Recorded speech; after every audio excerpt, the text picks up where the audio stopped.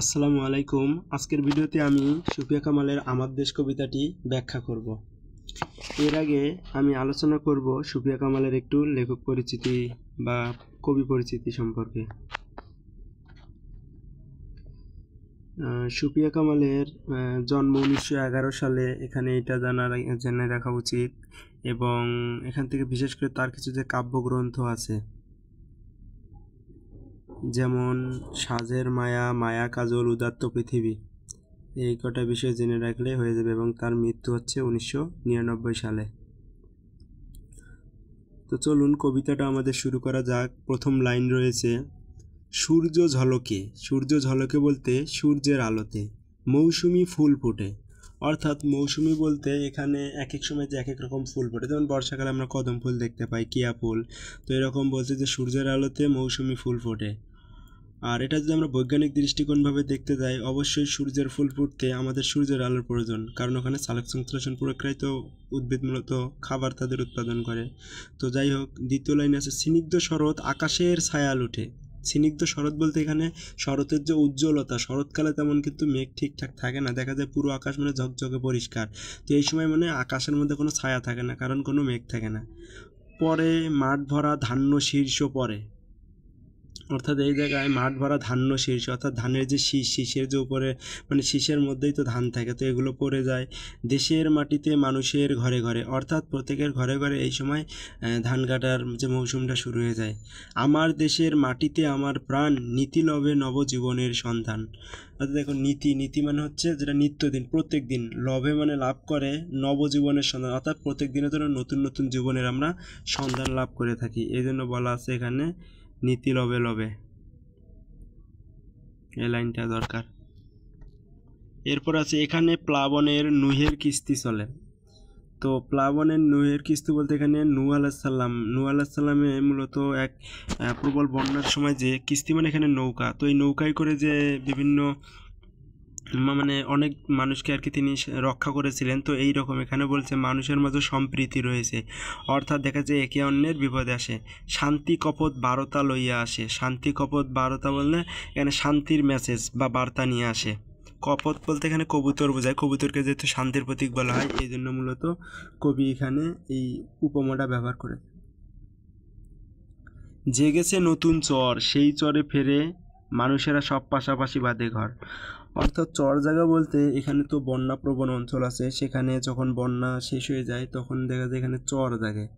তো এই জায়গার পর এই চরের মধ্যে মানুষরা আবার এসে তারা ঘর বাঁধে, নব অঙ্কুর জাগে। নব অঙ্কুর বলতে এখানে আসলে বিষয় যেটা, যে নতুন করে অঙ্কুর মানে নতুন করে অঙ্কুরোদ্গমন, অর্থাৎ নতুন বৃদ্ধি, যেমন উদ্ভিদের যেমন বৃদ্ধি ঘটে অঙ্কুরোদ্গমন, ঠিক মানুষের মাঝে নতুন নতুন আশার সঞ্চার ঘটে। প্রতি দিবসের সূর্য আলোকে অন্তর অনুরাগে, অর্থাৎ প্রতিদিনের সূর্যের আলোর মধ্যে তার মধ্যে কী আসে, আমার দেশের মাটিতে মেশানো আমার প্রাণের ঘ্রাণ, গৌরবময় জীবনের সম্মান। অর্থাৎ এখানে দেশপ্রেমের কথা বুঝাইছে এবং নিজের দেশকে নিয়ে গর্ব করা বুঝাইছে। অর্থাৎ আমার দেশেতে থেকে আমি আমার মাটিতে আসি, তো আমার প্রাণের মধ্যে ওই মাটির ঘ্রাণ আছে, সুতরাং এটা গৌরবের জীবনের একটা গৌরবময় সম্মান। প্রাণ স্পন্দন লক্ষ্য তরুর তরে, জীবন প্রবাহ সঞ্চারী মর্মরে। এখানে প্রাণ স্পন্দনের লক্ষ্য তরুর করে, তরু মানে এখানে গাছ বোঝায়। তো বিভিন্ন প্রাণের স্পন্দন যে গাছের, জীবন প্রবাহ সঞ্চারী মর্ম, তাদের মাঝে তো জীবন রয়েছে। বক্ষে জাগায় আগামী দিনের আশা, অর্থাৎ এগুলো প্রত্যেকটা হচ্ছে আমাদের কিন্তু আগামী দিনের আশার মধ্যে আমরা বেঁচে থাকি। অর্থাৎ মানুষ কিন্তু স্বপ্ন দেখেই চলে, আর স্বপ্ন দেখার মাধ্যমে সে ভবিষ্যতের দিকে এগিয়ে চলে। এই জন্য এটা বলেছে যে বক্ষে জাগে আগামী দিনের আশা। আমার দেশের এ মাটি মধুর, মধুর আমার ভাষা। এখানে মাতৃভাষার প্রতি প্রবল প্রেম, তাহলে মাতৃভাষার প্রতি প্রবল প্রেম প্রকাশ পেয়েছে এই লাইনটিতে। নদীতে নদীতে মিলে হেতা গিয়ে ধায় সাগরের পানে, মানুষে মানুষে মিলে গিয়ে প্রাণে প্রাণে। অর্থাৎ এখানে বলতেছে নদীগুলো যেমন সাগরের মধ্যে গিয়ে মিশে যায়, ঠিক এরকম আমাদের মানুষের মধ্যে রয়েছে একটা গভীর সম্পর্ক। দেখা যায় মানুষে মানুষে তেমন ঝগড়া বিবাদ নেই, আমরা একে অপরের প্রত্যেকে আমরা পরের তরে, এইরকম মতবাদের ভিত্তিতে আমাদের বাঙালিরা বসবাস। সূর্য চন্দ্র করে, এই করে মানে মূলত আলোতে, অর্থাৎ সূর্য চাঁদের আলোতে মৌসুমি ফুলে অঞ্জলি ভরে ভরে, মালা ভরে ভরে, অঞ্জলি মানে মালা, এটা বোঝায়। তো আপন দেশের মাটিতে দাঁড়ায় হাসে সূর্য ঝলকে। অর্থাৎ নিজের দেশের মাটিতে দাঁড়ায় তো সবার হাসি আছে সূর্যের আলোতে। জীবনের ডাক আসে সেই ডাকে দেয় সাড়া, অর্থাৎ অনেকের এই সময় কি মৃত্যু আসে, জীবনের ডাক মানে মৃত্যু, এই মৃত্যু আসে সেই ডাকে দেয় সাড়া, অর্থাৎ মৃত্যুকে গ্রহণ করে নেয়।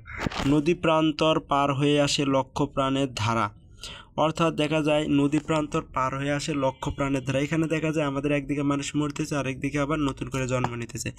মিলিতে সবার শনে আমার দেশের মানুষেরা সবে মুক্ত উদার মনে, অর্থাৎ এখানে তিনি বা আমাদের দেশ অর্থাৎ বাঙালিদের এখানে যে আমরা মুক্ত উদার মনের মানুষ সেই দিকটা এখানে কবি ব্যাখ্যা করেছেন। তাহলে মুক্ত বাঙালিদের মন হচ্ছে মুক্ত উদার।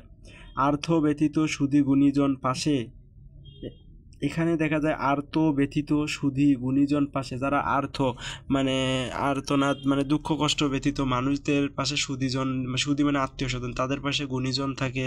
তারপরে সেবা সাম্য প্রীতি বিনিময় পাশ, অর্থাৎ এরকম ব্যক্তিদেরকে কারা কি সেবা সমতা তাদের মানে প্রীতি স্নেহভাজন এগুলো বিনিময় করে। সূর্য আলোকে আবার এদেশে হাসে, অর্থাৎ আবার দেখা যায় এখানে সূর্যের আলোতে মানুষ আসে, নীতি নবরূপে ভরে ওঠে মন জীবনের আশ্বাসে, অর্থাৎ নতুন নতুন দেখা যায় প্রত্যেক দিনে আমাদের কি জীবন নতুন রূপে বেঁচে ওঠার আশ্বাসে ভরে থাকে। তো চলুন শুরু করা যাক। এখন আমরা দেখব এই কবিতা থেকে কিছু গুরুত্বপূর্ণ এমসিকিউ। আমার দেশ কবিতাটির রচয়িতাকে সুফিয়া কামাল। কবিতায় কোন ঋতুর উল্লেখ আছে? উত্তর হবে শরৎকাল। মৌসুমি ফুল ফোটে, এখানে মৌসুমি ফুল বলতে বোঝানো হয়েছে ঋতুভিত্তিক ফুল।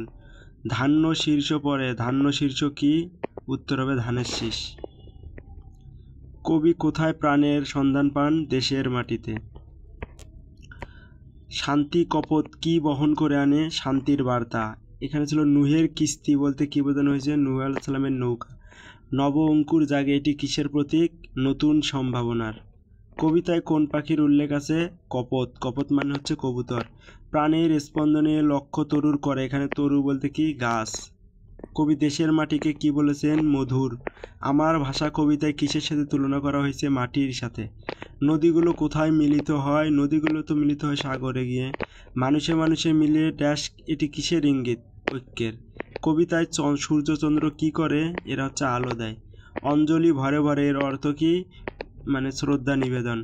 কবিতায় মুক্ত উদার মনে কারা বাস করে? দেশের মানুষ। আর্থ ব্যতীত বলতে কাদের? যারা দুঃখী মানুষ। কবিতার শেষ দেশ কিভাবে আসে? সূর্যের আলোতে। কবিতাটির মূল বিষয় হচ্ছে দেশপ্রেম। কবিতায় নবরূপে ভরে ওঠে কি? মন। জীবনের আশ্বাসে কবি কি পেতে চান? নতুন উদ্যম। নদী প্রান্তর পার হয়ে আসে কি? উত্তর হবে লক্ষ প্রাণের ধারা। কবিতায় সুধী গুণীজন কারা? জ্ঞানী এবং গুণী মানুষ। মুক্ত উদার মনে দেশের মানুষ কি করে?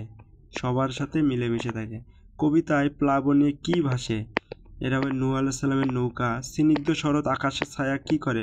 মাঠে পড়ে। কবিতায় নবস্বর কিসের প্রতীক? নবস্বর হচ্ছে নতুন সম্ভাবনার প্রতীক। কবিতায় মধুর ভাষা বলতে কি বোঝানো হয়েছে? মাতৃভাষা। মানুষে মানুষে মিলে কি হয়? প্রাণে প্রাণে মিলন। কবিতায় জীবনের ডাক কিসের ইঙ্গিত? নতুন সম্ভাবনা। আর্থ ব্যতীত মানুষদের কি দেওয়া হয়েছে? সেবা প্রীতি। আমার দেশ কবিতাটি কোন কাব্যগ্রন্থ থেকে নেওয়া হয়েছে? উত্তর উদাত্ত পৃথিবী। সূর্য ঝলকে বলতে বোঝানো হয়েছে সূর্যের উজ্জ্বল আলোয় উদ্ভাসিত। মৌসুমি ফুল বলতে বোঝানো হয়েছে বিশেষ ঋতুতে উৎপন্ন ফুল। স্নিগ্ধ শরৎ বলতে কি বোঝায়? শরৎকালের উজ্জ্বলতা। ধান্য শীর্ষ বলতে কি বোঝানো হয়েছে? ধানের উপর ভাগ। নুহের কিস্তি, এখানে নূহ আলাইহিস সালামের বড় নৌকা। নুহের কিস্তি কোন কাহিনীর সাথে? হিন্দু না সেমিটিক পুরাণ। শান্তি কপট বলতে কি বোঝায়? শান্তির কবুতর। বার্তা মানে হচ্ছে সংবাদ বা বার্তা। সুফিয়া কামালের জন্ম 1911 সালের 20 জুন। সুফিয়া কামাল কোথায় জন্মগ্রহণ করেন? বরিশাল জেলার শায়েস্তাবাদে। সুফিয়া কামাল কোন আত্মীয়র বাড়িতে জন্মগ্রহণ করেন? তার মামার বাড়িতে। মুক্তিযুদ্ধ শুরু হয় কোন সালে, যাতে সুফিয়া কামাল অংশ নেন? 1971 সালে। জনগণ সুফিয়া কামালকে কি অভিধারে ভূষিত করে? জননী সাহসিকা। নিচের কোনটি সুফিয়া কামালের কাব্যগ্রন্থ? উদাত্ত পৃথিবী। কেয়ার কাটা গ্রন্থটি কি ধরনের রচনা? গল্প গ্রন্থ। 71-এর ডায়েরি গ্রন্থটি কি ধরনের? এটি হচ্ছে স্মৃতিকথামূলক গ্রন্থ। সুফিয়া কামাল নিম্নলিখিত কোন পুরস্কারটি পেয়েছেন? 21 পদক। Women's federation for world press crest, এই পুরস্কারটি পেয়েছিলেন সুফিয়া কামাল। সুফিয়া কামালের মৃত্যু 1999 সালে 20 নভেম্বর। ধন্যবাদ সবাইকে ভিডিওটি মনোযোগ দিয়ে দেখার জন্য।